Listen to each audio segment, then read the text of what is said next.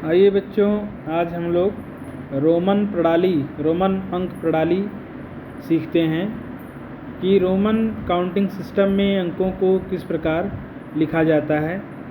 तो यहाँ पर देखिए, रोमन प्रणाली में अंक लिखे गए हैं और किस प्रकार से लिखे गए हैं यह देखिएगा।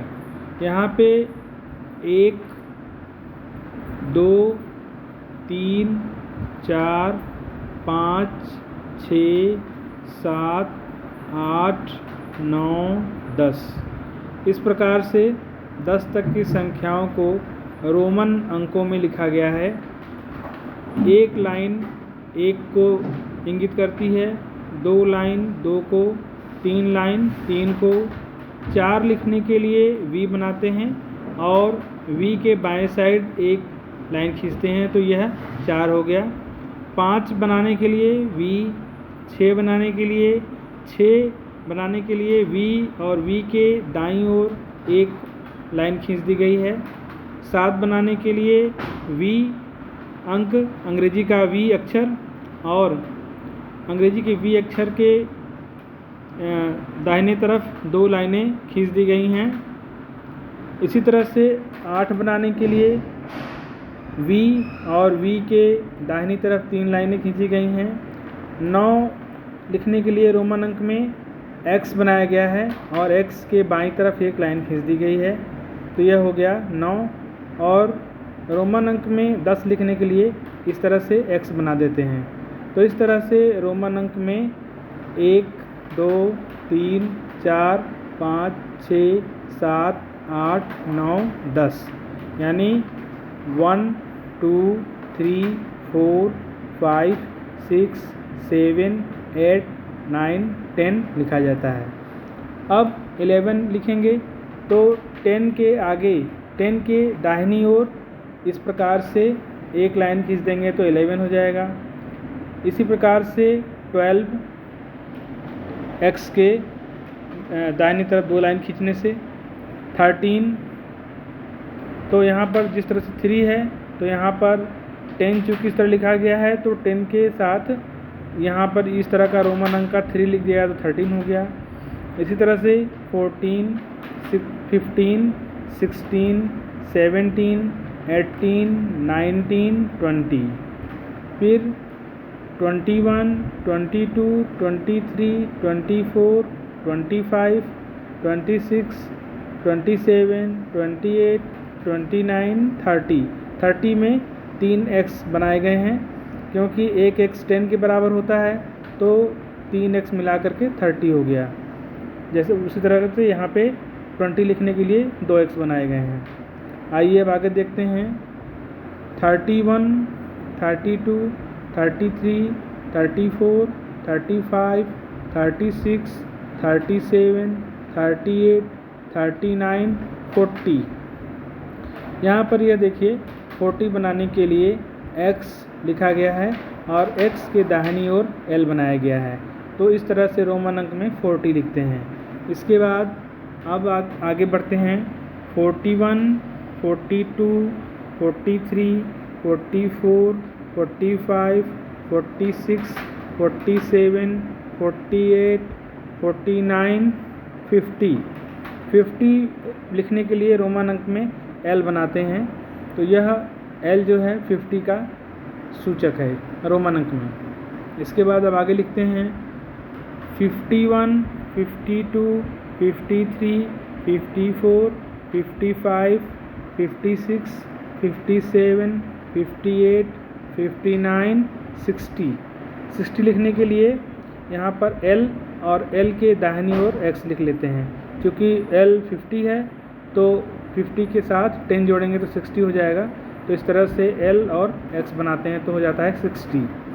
अब आगे देखते हैं 61, 62, 63, 64, 65, 66, 67, 68, 69, 70।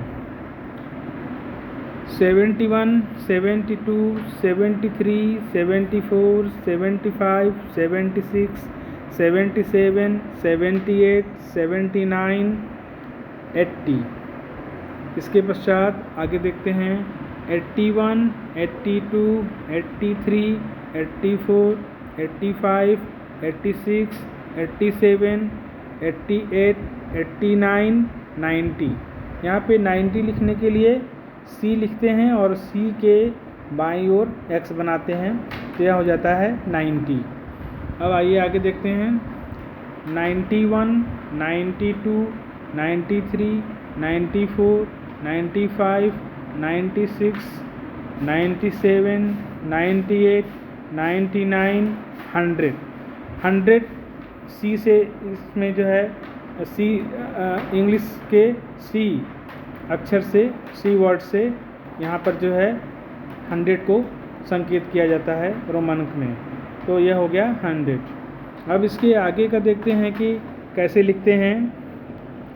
यदि 101 लिखना हो तो C लिखेंगे और C के आगे 1 का जो संकेत है रोमन अंक में एक डंडी, तो यहाँ पर एक लाइन बना देंगे, तो C हो गया 100 और चूँकि 101 लिखना है तो उसके आगे रोमन अंक का एक अंक लिख दिया गया, तो यह हो गया 101।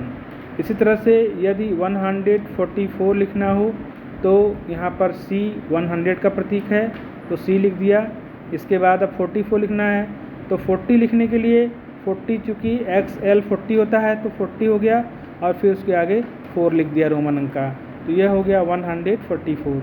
इसी तरह से यदि 200 लिखना है तो 2C बना देंगे, क्योंकि एक C 100 का प्रतीक है, तो 200 लिखना है तो 2 बार C लिख देंगे तो हो जाएगा 200। यदि 300 लिखना है तो इसी प्रकार 3 C बना देंगे, 1 2 3, तो यह हो गया 300। यदि 400 लिखना है तो यहाँ पे 4 बार C लिख देंगे, तो उससे जो है 400 हो जाएगा। तो देखिए यहाँ पे 4 बार C लिखा गया है, 1 2 3 4, तो ये हो गया 400। लेकिन 400 को इस तरह भी लिख सकते हैं, एक C लिखें और उसके दाहिनी ओर एक D लिख दें, तो यह जो है 400 का प्रतीक हो जाएगा 400। और रोमन अंक में 500 लिखने के लिए अंग्रेजी अक्षर के D का प्रयोग करते हैं, तो यहाँ पे देखिए 500 D से डिनोट किया जा रहा है, D से इसको इंगित किया गया है। फिर 600 अगर लिखना होगा तो चूँकि 500 D है तो D में यदि 100 जोड़ देंगे तो 600 हो जाएगा, तो D के आगे C यानी कि 100 लिख देते हैं तो हो जाएगा ये 600। 700 अगर लिखना है तो D C C 700 हो गया। 800 अगर लिखना है तो D C C C, तो ये हो गया 800। अब 900 अगर लिखना हो तो 900 लिखने के लिए C लिखेंगे और C के दाहिनी ओर M लिखेंगे, यानी कि C और M अंग्रेजी अक्षर के जो ये हैं C और M, इनको लिखेंगे तो ये हो जाएगा 900। या फिर 900 को इस तरह भी लिख सकते हैं, D का मतलब 500 और इसके बाद 4 C लिख देंगे, 1 2 3 4, 4 बार C लिखेंगे तो 100 200 300 400, 400 ये और 500 D जो है, तो ये मिलाकर हो गया 900। लेकिन इसमें रोमन अंक में 1000 को लिखने के लिए अंग्रेजी अक्षर के M का प्रयोग करते हैं, 1000 M से इंगित किया जाता है। अब यदि 1900 लिखना हो तो यहाँ पे 1000 का प्रतीक है M, तो M लिखेंगे और इसके बाद 900, तो 900 लिखने के लिए यहाँ पे जैसा दिखाया गया है CM से 900 होता है, तो यहाँ पे 900 लिख दिया गया, तो हो गया MCM, ये हो गया 1900 यानी 1900। 2000 अगर लिखना है तो 2 बार M लिखेंगे, तो यह 2000 को इंगित करेगा, क्योंकि 1000 यानी 1000 M से इंगित किया गया है। यदि 2010 लिखना हो तो पहले 2000 लिखेंगे M 2 बार और इसके बाद 10 चूँकि X से इंगित किया जाता है तो X लिखेंगे, तो X मिलाकर हो जाएगा 2010।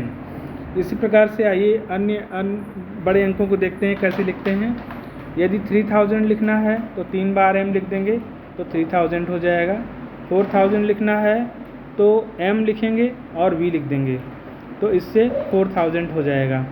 या फिर इस तरह भी लिख सकते हैं M 4 बार m लिखेंगे तो 4000 हो जाएगा, क्योंकि एक m 1000 को इंगित करता है।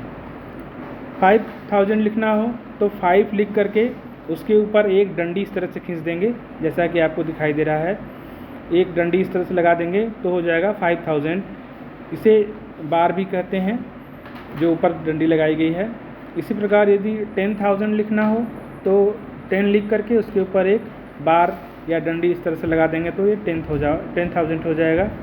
25,000 अगर लिखना है तो पहले 25 लिख लेंगे। देखिए यहाँ पे 25 लिखा गया है, x एक x 10 हो गया, दूसरा x 10 हो गया और v माने 5, तो ये 25 हो गया।